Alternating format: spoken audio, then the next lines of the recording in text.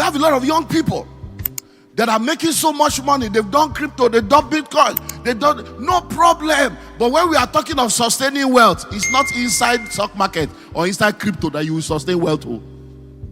Because all these things are so volatile. They have their place. They are not wrong.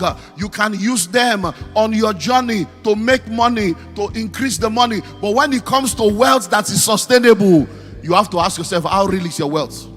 Because I was in a meeting, I think it was 2 years ago or thereabout. That was today. The meeting was in January, and within 3 weeks, something shifted. I was in that meeting and I was talking about, the importance of real estate and this and that. And a man asked a question. And I said, what's the question? He said, sir, I follow you, but I see that you have this bias for real estate. You're always talking real estate. But you see, cryptocurrency is real. There's so much money in cryptocurrency. It's so real. So what do you have to say? Because every time you just be talking real estate. So when he finished, I said, well, I just want to ask you a question. Right now, as you are talking to me right now, how much is your total net worth in that crypto world? He said, I have like 38 million. I said, wow, wonderful. I said, so how many houses do you have? He said, I don't have a house. I'm a tenant, but I pay my bills. I said, you are a poor man. I said, you are a poor man. I said, look, I will advise you. If you truly have 38 million in crypto, go and remove 30 million now, cash. Go and buy 2 bungalows at 15 million. And then begin to make money from it. That is a cash flow producing asset. And then let the remaining 5 to 7 million in crypto continue to grow. He said, no, you don't understand. I said, all this, do you know what happened? In less than 3 weeks, that crypto thing crashed. And then I got an email. And the man was insulting me and fighting me. And he said, sir, I'm the one that asked you a question, but I thought they said you are a pastor. When you knew that the crypto was going to crash, why didn't you tell me? You are now telling me to go and sell 30 million. So you already knew that it was going to crash. And I'm like, hey, baby, see me see trouble. How real is your wealth? How real is your wealth? Let me take you to another thought dimension. We have to do, because sustaining wealth. I've been around for a while. Hey, he's a rich man. She's a rich woman. Let's wait now. 10 years later, 20 years later, 30 years later, 40 years later, 50. Let's find out whether you are still there. So if you are into portfolio wealth, you need to have a rethink of how to position that portfolio. Number 2, if you are into digital wealth, you need to have a rethink on how to position that digital wealth. Number 3, how real is your wealth? If your wealth is local, you have what I call localized wealth. You need to have a rethink. Why? Because the world is a global village, the internet is a village square. And if you are in a global village, you have to be a global player. And to be a global player, you cannot have local wealth without global relevance. So if you want to sustain wealth and all your investment is within one geography, it means that when something happens in that one geography, you are down to zero level. Case in point, Ukraine. So we also what happened in Ukraine. And we saw how that a lot of people in their thousands have to be relocating to Poland, some were able to go into Russia and go into all the neighboring states. And there are people that were called wealthy people in Russia. Today, they are fugitives. There are people that are called wealthy people in Russia. Today, they are looking for how to survive. Why? Because when they left Ukraine, when they left Ukraine, because all their wealth was localized and then everything was locked up, they left and they couldn't carry anything along with them. But those that had global wealth, even though they lived in Ukraine, they had wealth, they have investment, they have assets all over. So when they move out of Ukraine and move to any country, there are things waiting for them there. So, how real is your wealth? Then let's talk about companies also. Let's talk about business, because now a lot of people understand that when we talk about the vehicles of wealth creation, all these things are the vehicles that create wealth. But we're talking about sustaining wealth now. So the syllabus is like we are bringing you to the next level. Because when you go to primary school, you have teacher. When you go to secondary school, you have teacher. By the time you go to university, you have lecturer. You don't have teachers. Because let me tell you something, it's better not to have money and then to have it than to have money and not have it again. So let's look at companies. So when we're talking about sustainable wealth, how real is your wealth? There are a lot of people that the only wealth that they can lay claim to that makes them to say that they are rich is because they have started a business. They started a business and then there are branches of the business in different parts and the business is producing money for them. But guess what? When COVID came, a lot of people that were entrepreneurs, a lot of people that were business people suddenly realized that as COVID came and the entire world was in a lockdown, even though there were entrepreneurs that had businesses, their businesses were in the lockdown. Why? Because their wealth was tied down to just their company, to just the organization that they run. And because the business was locked down, they found themselves in trouble. One of the major, product of our nation that is doing an amazingly wonderful job shared with us in one of the meetings where we hosted her on how that for the first time in her life, in the midst of COVID, she went into deep depression. Why? Because even though she has built a business that was doing billions and they were doing cash flow in dimensions that were just out of this world, when COVID came, she suddenly realized that everything dried up. Why? Because the business they were doing, even though they had all kinds of stores and all kinds of outlets, it was all about people coming every day to buy and money flowing. And the entire business had to come into a lockdown. And she began to rethink her business model and her business system. So what that tells you, if you're going to build sustainable wealth, when you understand what true wealth is, then begin to sit down to ask yourself, how real is this wealth that I claim to have? How real is this wealth that I claim to have? I don't know if you know about Primark. And a lot of companies are folded up as a result of technology, as a result of COVID, as a result of the disruption in the economy. Primark was a company that as at 2019, they were doing billions. By 2020, when COVID came in, the company went belly up. Why were they going belly up? They went belly up simply because when they were, before COVID, their business model was all about having an outlet where people can come and buy.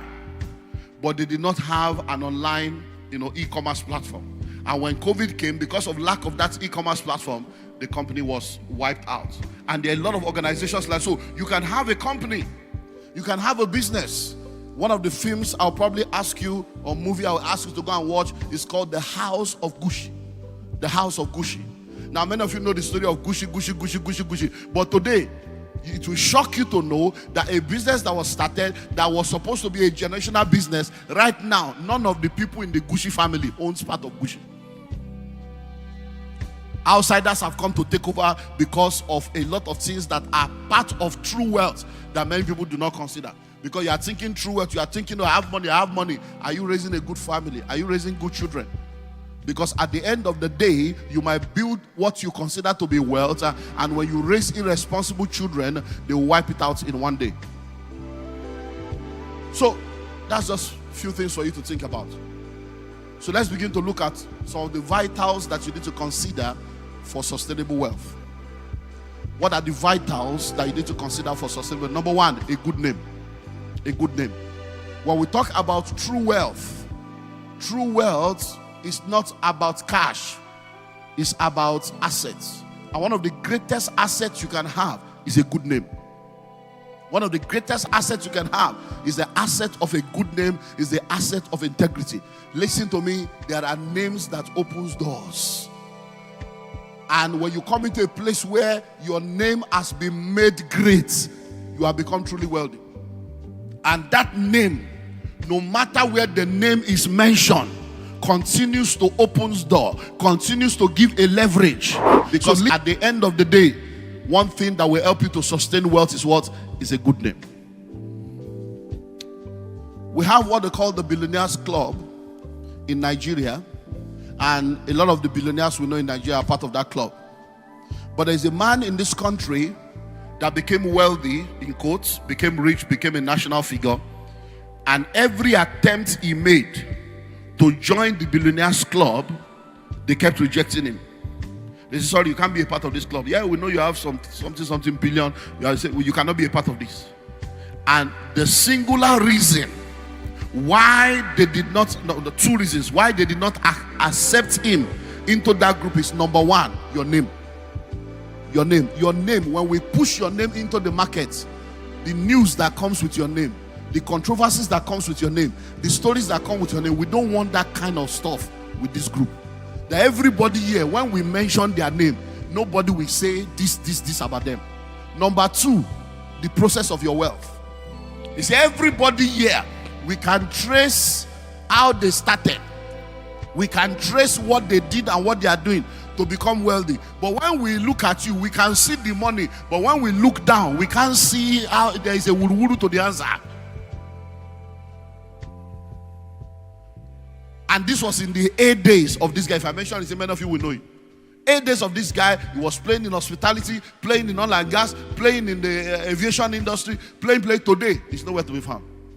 He's still alive, but nobody reckons with him anymore. Why? Because, like Nee was saying in the first session, it's not about what you do now. Just come out and within 2-3 days, 2-3 years, you are making money and you say you are collecting money. No, it's not that. It's after 10, 20, 30, 40, 50 years.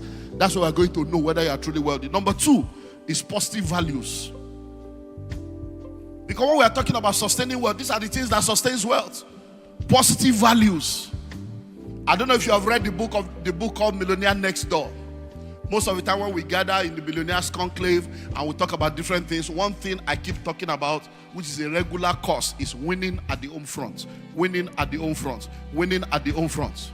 Why? No matter how rich or wealthy you think you are, if you miss it in the place of marriage and miss it in the place of parenting, you are fooling yourself. As I stand before you today, I can tell you stories upon stories upon stories of people that used to be very rich, but marital problem, children problem, wipe them out. All of us know Bill Gates. You think that because he has money, all is well at home until Bill Gates divorce. All of us know Elon Musk. Just this year, the daughter has come out to reject the father. Elon Musk's daughter said, I'm disowning you. You are no more my father. I'm changing my name. So what is the purpose of a wealth that you gather, but there is no family and there is no lineage to perpetuate the wealth? So when we are talking about sustaining wealth, it's not just about have money, you want to booga, you want to chill with the big boys, you want to kitty cat. No, that's not what we're talking about. It's about making impact. It's about being valuable. It's about 20 years, 30 years, 50 years, 100 years later, people are still referring to the impact that you made. So positive values. And this, I want to pick two in that area. Number one is marriage. Number two is parenting. Marriage and parenting. When you read the book, the Millionaire Next Door, one of the things that the book reveals, because I did a research of rich and wealthy people in North America and found out that one of the major common thread among rich and wealthy people is a strong family.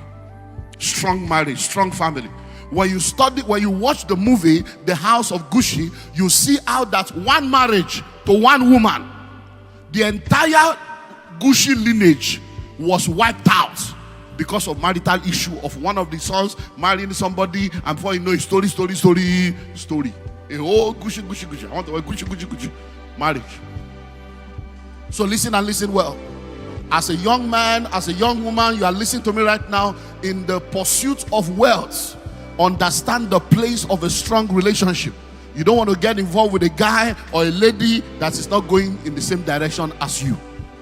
And then you don't want to get married and then begin to raise children that are not raised with the right kind of values that will help to perpetuate what you have done, because in your lifetime they can sell you and sell your assets. Oh, I don't want my children to suffer what I suffer. I don't want my children to suffer what I suffer. They've sent their children to Canada, to Australia, to America, to London, and they are regretting it now. One, they send their children into the world without values to sustain them in the world. So the children have gone as supposed good children. They are returning as gay, returning as lesbian, returning as transgender, returning confused, and now there's confusion in the family. All the supposed wealth that they have built. So we have all kinds of people that have started businesses, and then the children are not interested in coming back to run these businesses. And now They are in another legacy. One of the things that will help you to sustain wealth is building legacies. Building legacies that will remain after you. That's one of the ways to sustain wealth. Oh, what are you talking about building legacies? Start foundations. Have a foundation that will become the platform for the perpetuation of impact. So that through that foundation, the money you have made can be used to give back, to raise succeeding generations after you. So that even after you have gone, the foundation is there. And the impact of that foundation can be felt decades and centuries after you have gone. Consider endowments. Many of you need to go back to your school, go back to your alma mater, go back there and begin to endow, come up with endowment funds. Today we talk about the Nobel Peace Prize. We talk about the Nobel Prizes. Alfred Nobel was a man that did not start out the way we all know him today. When he started out, he was one of those that produces all the weapons of mass destruction in the Second World War. Dynamite, guns. He was a gun dealer. He was producing things that they were using to kill people. And then one day, his brother died. And the newspaper thought he was the one that died. And when the headline came out the next day, the headline all over the country was "The merchant of death is dead." The merchant of death is dead. As far as they are concerned, the man that is producing what is killing people, he has finally died. Oh. And when Alfred Nobel woke up and saw the headline, he said, I'm alive now, I'm not dead. He now found out that his brother died. So they thought he was his brother. That he was, say, so you mean that if I die, this is what they will remember about me, that I'm the one that produces what kills people? And he called his lawyers together. He said, today I'm changing my will, I'm changing my formula. Every money I'm making from today, I want to put money into what will help people. I don't want to be known as a man that kills people. So, endowment for peace, endowment for drugs, all kinds of scientific invention. Many of the things that has helped keep people alive today were sponsored and paid for by the Nobel platform. So, that is one of the things you need to begin to do. Let me speak to the issue of trust. Many of you grew up understanding that, you have to leave inheritance for your children. You have to leave inheritance for your children's children. And many of you are laboring to gather money so that you can hand it over to the children, but you are not factoring the fact that the children are going to be growing up in a world that is different from your own. So there are many people now that do not realize that if you are going to sustain wealth, one of the new things you need to begin to understand is to move from wills to trust.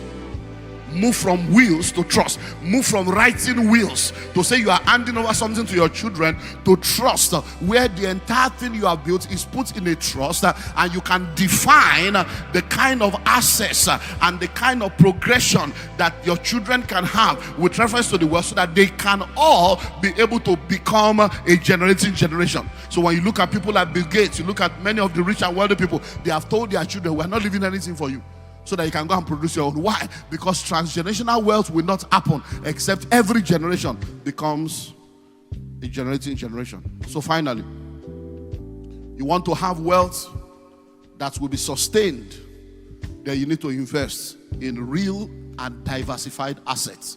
Real and diversified assets. Real and diversified assets. And I'll come back to where I always stand, real estate. Real estate is the only real investment. No matter what, I was listening to Lee online earlier on, and he was talking about all the different places where the wealthy people come from. And as he was talking, I said, Gbogbo need real estate. I was online. I said, Gbogbo need real estate. I was talking to myself. I was in the hotel room. I said, and he said it. He said, all of them. I'm everywhere there when he said, they all need real estate. I said, yeah, now you are correct. Every industry on earth, everybody will come back to real estate. You know why? It's the only real investment. It's the oldest investment, the surest, the most sustainable. Real estate will hedge against inflation, hedge against devaluation. Everybody shouting, Naira is 700, but we'll go 1,005. If you like, let's say enter 3,000. If you have real estate, the real estate is there, appreciating and appreciating and appreciating. It is people that do not... let me not go into Nigerian problem. So you need real and diversified assets. So you need to come into real estate. You need to diversify your assets to make sure that you don't just have assets, but you have cash flow producing assets. Why? A city today was a village yesterday. A village today will be a city tomorrow. You don't wait to buy land. You buy land and you wait. Many of you are sitting down here right now. 10 years ago, 20 years ago, 25 years ago, if you had just bought one plot of land at 50,000, today it's probably going to be millions that you have. So listen and listen well.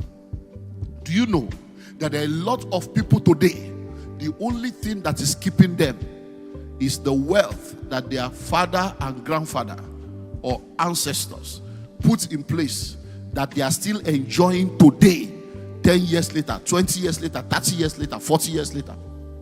I had a very, very amazing discussion. I close with this, with someone very close to me just about 2 weeks ago. I've been part of this journey for a while. In the 60s, the person speaking to me is now 71 years old. And I have known this person for over 50 years. And this person's grandfather, look at the story now. This person's grandfather had a land in Isaleko, as in in the midst of the market. It's a 5-story building that they entered into an arrangement with a developer in the 60s. This developer did the development, and they had an arrangement that the developer will collect the proceeds for 25 years. When it was 25 years, many of the people that knew the details of the deal had died, including the lawyer that was involved in the transaction. One of the children of the man was the only one living in that house.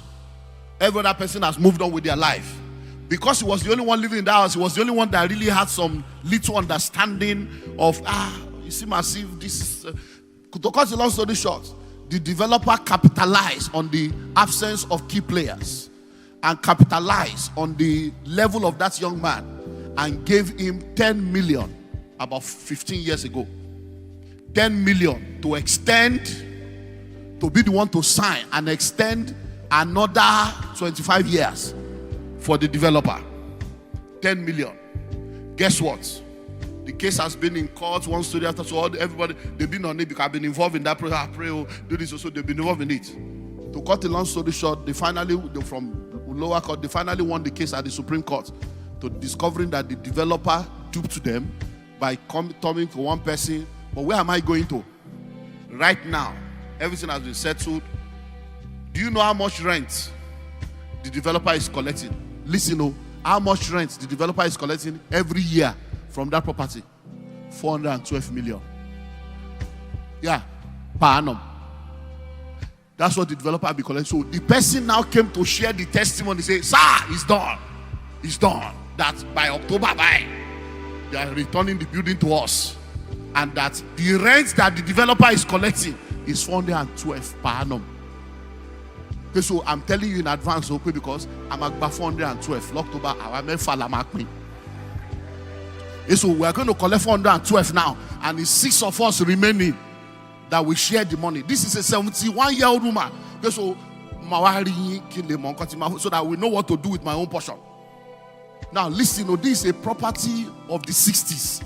A 70-something-year-old woman is going to be. So imagine 412 every year. What are you doing? Thanks for watching the Money Lens. Remember, wealth isn't luck, it's knowledge in motion. If today's video inspired you, hit the like button, share with someone who needs it, and subscribe so you never miss the next strategy for smarter living and earning. See you in the next one.